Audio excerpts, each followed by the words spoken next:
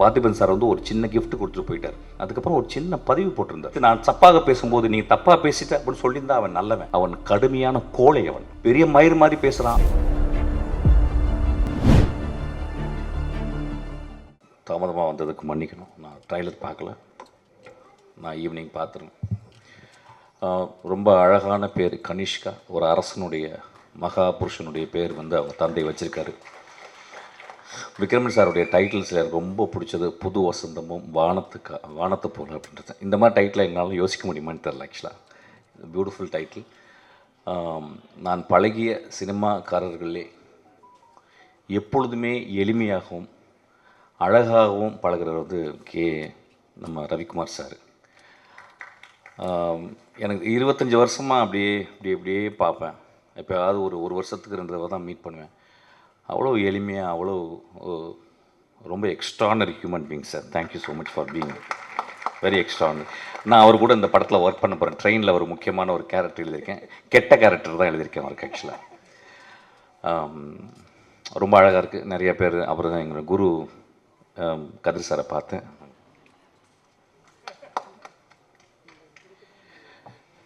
இங்கே பார்த்தீங்கன்னா நிறைய குருக்கள் இருக்காங்க. நான் வாழ்நாளில் வந்து எப்பயாவது ஒரு தருணம் தான் இந்த மாதிரி எல்லா குருக்களையும் பார்க்க முடியும். நான் ஒரு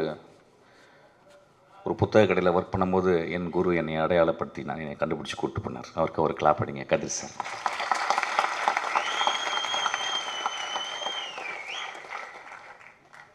அவர் என்னை கூப்பிட்டு போகலன்னா இன்றைக்கி நான் அந்த மேடையில் இருந்திருக்க மாட்டேன். ஆக்சுவலாக அவர் வந்து அவர் குரு பாக்யராஜை பற்றி எப்பயுமே சொல்லுவார். அவருக்கு ஒரு பெரிய கிளாப் அடிங்க.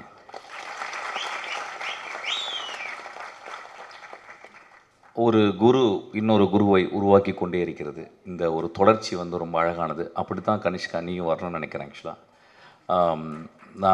நான் வந்து ஒரு படம் ஒர்க் பண்ணும்போது அதில் வந்து சரத்குமார் சார் இருந்தார். ஆக்சுவலாக டக்குன்னு என்னை கண்டுபிடிச்சார். ஏதோ துருன்னு இருப்பேன், ஓடிக்கிட்டே இருப்பேன். ஆக்சுவலி இங்கே வான்னு கூப்பிட்டு அவருடைய அப்போ ஒரு பெரிய செல் வச்சுருப்பார். ஆக்சுவலி அந்த செல்லை கலையில் கொடுத்து பத்திரமா வச்சுக்க அப்படிம்பார். ஒரு வேளை என்னை மட்டும் தான் நம்பியிருக்கான்னு நினைக்கிறேன். அந்த டைமில் அந்த செல்லு பெரிய செல்லாக இருக்கும். ஆக்சுவலாக அப்புறம் கூடவே இருப்பேன். ஆக்சுவலாக கூடவே இருந்து அதுக்கப்புறம் அந்த படத்தில் ஒரு 13 சீன் எழுதுறதுக்கு எனக்கு வந்து வின்சென்ட் செல்வா என்னுடைய குரு எனக்கு வாய்ப்பு கொடுத்தாரு. அப்போ வந்து நான் சரத்குமார் சார்ட்ட ரொம்ப அவ்வளோ அன்போடு பழகுவார். அவருக்காக எழுதுனது தான் நான் ஒரு கதை தான் துப்பறிவாளனாக மாறிச்சு. அவருக்கு நான் வந்து சங்கர்லால் துப்பறிகிறார்னு ஒரு கதை எழுதினேன். அது ஏதோ ஒரு வகையில் அந்த கதையை வந்து என்னால் பண்ண முடியல. அதுக்கப்புறம் தான் அது விஷாலுக்கு போயிட்டு துப்பறிவாளனாக மாறிச்சு. Thank you so much sir. உங்களை பார்த்தது ரொம்ப சந்தோஷம். நிறைய பேர் இங்கே நான் பார்த்தது ரொம்ப சந்தோஷம். போன மேடையில் வந்து நான் வந்து சினிமாவுக்கு போங்க, கோயிலுக்கு போகாதீங்க அப்படின்னு சொன்னதை வந்து ஒரு பெரிய கான்ட்ரவர்ஷியலாக எடுத்துக்கிட்டாங்க. ஐயா, கோவில்ன்றது நான் சர்ச்சும் மசூதியும் சேர்த்து தான் சொன்னேன். நான் நான் பிறந்த குடும்பம் ஒரு இந்து குடும்பம், நான் வளர்ந்த குடும்பம் ஒரு முஸ்லீம் குடும்பம், நான் கல்யாணம் செய்த மனைவி ஒரு கிறிஸ்டியன். நான் ஏன் கோவிலுக்கு போகாதீங்க அப்படின்னு சொல்லுறது, கோவிலுக்கு காலையிலே போயிடுறீங்க. காலைல எந்திரிச்ச உடனே அம்மாவை பார்க்குறோம், காலைல எந்திரிச்ச உடனே அப்பாவை பார்க்குறோம், காலைல எந்திரிச்ச உடனே நம்மளுடைய உறவுகளை பார்க்குறோம். கோவில் தான் அது. ஆக்சுவலாக நான் ஏன் தியேட்டருக்கு போகணும்னு சொன்னீங்கன்னா, இன்றைக்கி தியேட்டர் வெறிச்சோடி கிடக்கு. இது வந்து நிஜம், இது நிஜம். ஏன் அப்படின்னா எல்லாருடைய வாழ்க்கையுமே ஒரு வீடியோக்குள்ளே, ஒரு செல்லுக்குள்ளே, ஒரு ரிமோட் கண்ட்ரோலுக்குள்ளே வந்து ஒரு வினாடிக்கு 30 சேனலை மாற்றக்கூடிய அளவுக்கு மாறிடுச்சு. அப்போ நம்ம தியேட்டரை வந்து மறந்துடும். இப்போ பாருங்கள், நீங்கள் காலையில் இவ்வளோ பேர் வந்து உட்காந்துருக்காங்க. அங்கே கனிஷ்கா அவனுடைய நண்பர்கள் தனியாக அவனுக்கு வந்து ஹோலர் பண்ணி கைத்தட்டிக்கிட்டே இருக்காங்க. ஆக்சுவலாக இது எவ்வளோ பெரிய ஒரு என்கரேஜ்மெண்ட்டு. நான் ஏன் கோவில், சர்ச்சு, மசூதியை விட தியேட்டர் முக்கியம் அப்படின்றது எப்படி சொல்லணும்னா, ஒரு சினிமா ஒரே ஒரு காட்சி பார்க்குறேன். பாக்யராஜ் சார் படத்தில் வந்து அவர் பிரிஞ்சு போகிறாரு. அப்போ தன்னுடைய காதலி அங்கேருந்து பாடுறான். எனக்கு அப்போ வந்து என்ன வயசுன்னு தெரில. அந்த புதிய வார்ப்புகள் படத்தில் எனக்கு வந்து ஒரு 12 வயசு 13 வயசு இருக்கும். காதல்னால் என்னென்னு கூட தெரியாது. ஆனால் ஒரு காதலன் பிரிந்து போவதை பார்த்து அவள் வந்து அவள் மேலே ஒரு சாங் வருது. இந்த கிரேட் ஜீனியஸ் இளையராஜா அதை பண்ணியிருக்காரு, இதயம் போகுதுன்னு சொல்லிட்டு. அந்த பாட்டை கேட்கலன்னா நான் வந்து இன்றைக்கி இந்த மேடையில் இருந்திருக்க மாட்டேன்னு சொல்லி.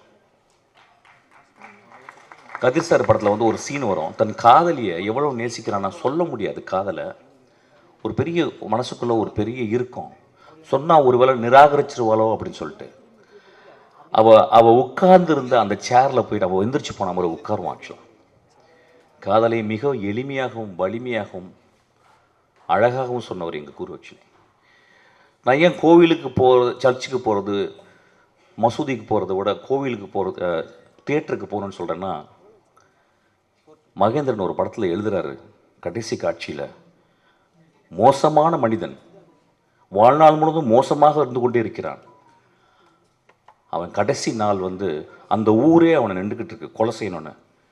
அந்த கொலைகாரன் சொல்கிறான், அந்த மோசமான மனிதன் சொல்கிறான், எனக்கு என் வாழ்க்கையில் எவ்வளவோ தப்பு பண்ணிட்டேன், எவ்வளவோ கஷ்டம் கொடுத்துட்டேன், ஆனால் ரொம்ப கஷ்டப்படுறது இன்றைக்கி ஒட்டுமொத்த ஊருக்காரனையும் நான் கெட்டவனை மாற்றிட்டேனேன்னு சொல்கிறான்.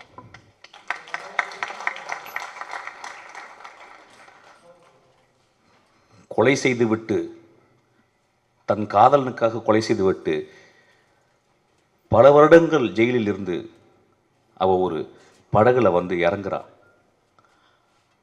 அவள் அந்த படகுலேருந்து இறங்கி, அந்த ஓடத்துலேருந்து இறங்கி அந்த கரையில் கால் வைக்கும்போது அவளுக்காக 20 வருஷம் காத்திருந்த, நோய்வாய்ப்பட்டு படுக்கையோடு இருந்த அந்த மனிதனுக்கு நெஞ்சு துடிக்குது. ஐயா பாரதராஜா எழுதினார் பார்த்தீங்க, அதுதான் என் கோவில்னு சொல்கிறேன், அதுதான் சர்ச்சுன்றேன், அதுதான் மசூதின்றேன். இறைவனை மறுக்க முடியாது. நான் மிகச்சிறந்த இறைவனை மறுப்பாளர்களை நான் வாழ்நாளில் பார்த்திருக்கிறேன். எஸ்விஆர் போன்ற அவர்களை நான் நான் நான் கும்பிட்டு கொண்டு இருக்கிறேன். நான் சொன்னது, ஒரு 2 பேராக உட்காந்து ஒரு வீட்டில் டிவி பார்க்கலாம், ஆனால் ஒரு பெரிய ஸ்பெக்டக்கல், ஒரு தோனி ஆடுறதை வந்து கிட்டத்தட்ட லட்சக்கணக்கான போய் நேராக பார்த்தா தான் அது ஒரு பெரிய செலிப்ரேஷன். அது மாதிரி முதல் செலிப்ரேஷன் வந்து தியேட்டர். ஒரு 5000 வருஷத்துக்கு முந்தி கிரீக் தியேட்டரில் இது வரைக்கும் 9000 நாடகங்கள் எழுதப்பட்டிருக்கிறான். மொத்தம் 33 தியேட்டர் பிளே தான் இப்போ அவைலபிள் இருக்குது எக்ஸ்டென்ட்டாக. அப்போ எத்தனை பேர் வந்து பார்ப்பாங்களாம்? 16000 பேர் வந்து தியேட்டரை பார்ப்பாங்களாம். ஏன் தியேட்டர் போகணும் அப்படின்றது வந்து எப்படின்னா, இந்த காலகட்டத்தில் நம்ம எவ்வளவு உறவுகளை தெரிஞ்சிருக்கோம். இன்றைக்கி என்ன ரொம்ப அழகானதுன்னா, இந்த விக்ரமன் சாரும் இன்றைக்கி வந்து கே.எஸ். ரவிக்குமார் சார் வந்தோடனே இந்த ஒட்டுமொத்த தமிழ் சினிமாவும் இங்கே வந்து உட்கார்ந்துருக்கிறது காரணம் என்னென்னு கேட்டிங்கன்னா, இந்த 2 தெய்வங்களுக்காக தான். ஆக்சுவலாக கோவிலில் மட்டும், மசூதியில் மட்டும், சர்ச்சில் மட்டும் தெய்வங்கள் இல்லையா, மிகப்பெரிய எழுத்தாளர், மிகச்சிறந்த எழுத்தாளர். வானத்தை போல அப்படின்ற ஒரு டைட்டில் ஒரு கலைஞன் மட்டும்தாங்க எழுத முடியும். ஒரு பொயட்ரிங்க அது. வானத்தை போல வாழுங்கடான்னு சொல்கிறான். வாழ்க்கையில் எப்பொழுதும் சோகங்கள் இருக்கும், புது வசந்தம் வீசும் ஐயா அப்படின்னு சொல்கிறான். ஒரு எழுத்தாளனும் ஒரு திரைப்பட சிற்பியும் மட்டும்தான் அது சொல்ல முடியும். கோவிலும் சர்ச்சும் மசூதியும் ஸ்பிரிச்சுவல் என்கொயரி பண்ணுறது, சினிமா தியேட்டர்கள் மாரல் என்கொயரி பண்ணுறது. இன்றைக்கி ஸ்பிரிச்சுவல் என்கொயரியோட மாரல் என்கொயரி தேவைன்னு கேட்குறேன். அதுக்காக தான் நான் லாஸ்ட் டைம் அப்படி சொன்னேன். அதாவது ஒட்டுமொத்தமாக ஒரு மேடையில் பேசும்போது 10 நிமிஷத்தில் ரொம்ப பேச முடியாது, விலாவரியாக பேச முடியாது. அதை தட்டையாக எடுத்துக்கொண்டு, ஒத்தை கருத்தாக எடுத்துக்கொண்டு அதை அப்படி சாடாதீங்கய்யா. என்னுடைய படங்கள் தேவதைகளையும் மகா மனிதர்களையும் மட்டுமே சொல்லி கொண்டிருக்கின்றன. இங்கே இருக்க எல்லாருமே அப்படித்தான். இன்றைக்கி நான் வந்தது 3 தடவை எனக்கு விக்ரமன் சார் எவ்வளோ பெரிய டேரக்டர், எனக்கு 3 தடவை அவர் வந்து எனக்கு மெசேஜ் பண்ணுறாரு, கால் பண்ணுறார். அப்புறம் கே.எஸ். ரவிக்குமார் சார், இது மிக அழகான ஒரு மேடை. பார்த்திபன் சார் வந்து கேட்டார், என்ன பேச போகிறீங்கன்னு நான் யோசிக்கிறேன்னு கேட்டார். நான் பார்த்திபன் சாரை பற்றி என்னுடைய லாஸ்ட் பர்த்டேக்கு என்னை கூப்பிட்டேன். பார்த்திபன் சார் வந்து ஒரு சின்ன கிஃப்ட் கொடுத்துட்டு போயிட்டார். அதுக்கப்புறம் ஒரு சின்ன பதிவு போட்டிருந்தார். அந்த பதிவில் நான் இன்னமும் அவர் தவறாக பேசியதாகவும், அது என் கூட இருந்த ஒரு மனிதர் அவர்கிட்ட போய் சொல்லி உங்களை பற்றி தவறாக பேசிட்டார் அப்படின்னால ரொம்ப வருத்தம் அடைந்தாலும் சொல்லியிருந்தார். அவர் இருக்கும்போது பேசணும்னு நினச்சேன். ஒருவேளை நான் அப்படி பேசியிருக்கலாம் ஐயா, நான் தனி அறையில் இருக்கும் பொழுது நான் இளையராஜாவையும் மணிரத்னத்தையும் விமர்சிக்கிறதுக்கு தகுதி எனக்கு இருக்க, உரிமை இருக்குது. நம்ம வீட்டில் எல்லாரும் பண்ணுறது தான். நான் என்ன பேசுனேன்னு தெரியல, ஆனால் உங்களை புதிய பாதையை நான் எப்பொழுதுமே நான் கோவிலாக கும்பிட்டு கொண்டே இருப்பேன் ஐயா. நீங்கள் ஒரு மகா சிருஷ்டிகர்த்தா. ஒவ்வொரு படத்தையும் நீங்கள் ஏதாவது ஒன்று ஆடியன்ஸ் கொடுக்கணும்னு யோசிச்சுக்கிட்டே இருக்கீங்க. நீங்களும் ஒரு கடவுள் தான். ஒருவேளை நான் தெரியாமல் ஏதாவது பேசியிருந்தால் நான் மன்னிப்பு கோருகிறேன். அப்படி பேசியிருக்க மாட்டேன். ஒரு மனிதனை பற்றி இன்னொரு மனிதனிடம் போயிட்டு அவன் இப்படி பேசினான் அப்படி பேசினான்னு தயவுசெய்து நம்பாதீங்க. அவன் கடுமையான கோழை. அவன் என்னிடம் எந்திரித்து நான் தப்பாக பேசும்போது நீ தப்பாக பேசிட்ட அப்படின்னு சொல்லியிருந்தா அவன் நல்லவன். ஸோ கோழைகளின் வார்த்தைகளை நம்பாதீர்கள். நான் சொன்னேன்னா என்னன்னு தெரியல, பட் இருந்தாலும் நான் மன்னிப்பு கேட்டுக்கிறேன். உங்களை நான் வந்து உங்கள் படங்களை விமர்சிக்கிறதுக்கு என் தனி அறையில் எனக்கு உரிமை இருக்குது. கே.எஸ். ரவிக்குமார் சார் வந்து ஜாலியாக எடுப்பார் அப்படின்றது எனக்கு உரிமை இருக்குது. மிஷ்கின் வந்து பிளாக்காகவே எடுப்பான் அப்படின்னு சொல்கிறதுக்கு உரிமை இருக்குது. பெரிய மயிர் மாதிரி பேசுகிறான் அப்படின்னு சொல்கிறதுக்கு உரிமை இருக்குது. நேரில் பேசும்போது நம்மலாம் ரொம்ப சொந்தக்காரங்க, நம்மலாம் வந்து குடும்பத்தை தான். ஸோ அதனால் இதை நான் பதிவு பண்ணிக்கிறேன். ரொம்ப அழகான ஒரு மாலை இது, காலை. கனிஷ்கா, உனக்கு பெரிய ரெஸ்பான்சிபிலிட்டி இருக்குது. பெரிய பெரிய ஆளுங்களாம் உன்னை வாழ்த்திருக்காங்க. நான் ட்ரைலர் பார்க்கல, நிச்சயம் இந்த படம் நல்லா வரும். ஏன்னா இந்த 2 கிரேட் சோல்ஸு உன் பின்னாடி இருக்கிறாங்க. ஆக்சுவலாக இயக்குநர்களுக்கு வாழ்த்துக்கள், சத்யாவுக்கு வாழ்த்துக்கள். Thank you so much. இந்த படம் பெரிய வெற்றி அடையணும்.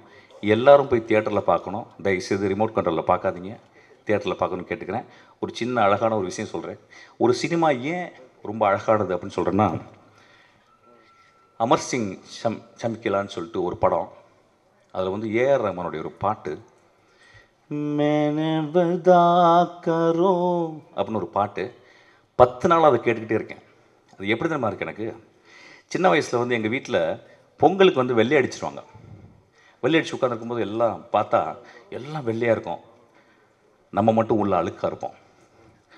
ஒரு இசைக்கலைஞன் ஒரு எக்ஸ்ட்ரானரியான நோட்ஸை கொண்டு கோர்த்து ஒரு எக்ஸ்ட்ரானரியாக மியூசிக் போட்டிருக்கான். இந்த டிக்கேடின் மிகச்சிறந்த பாடல் நான் சொல்லுவேன். அந்த பாட்டை கேளுங்கன்னு கேட்பேன். இதுதான் சொல்கிறேன், கோவிலுக்கும் சர்ச்சுக்கும் மசூதிக்கு மட்டும் போகணுன்னு போங்க, தியேட்டருக்கு அடிக்கடி போங்க. Thank you so much. மிக்க மிக்க நன்றி சார். அடுத்ததாக இயக்குனர் பி. வாசு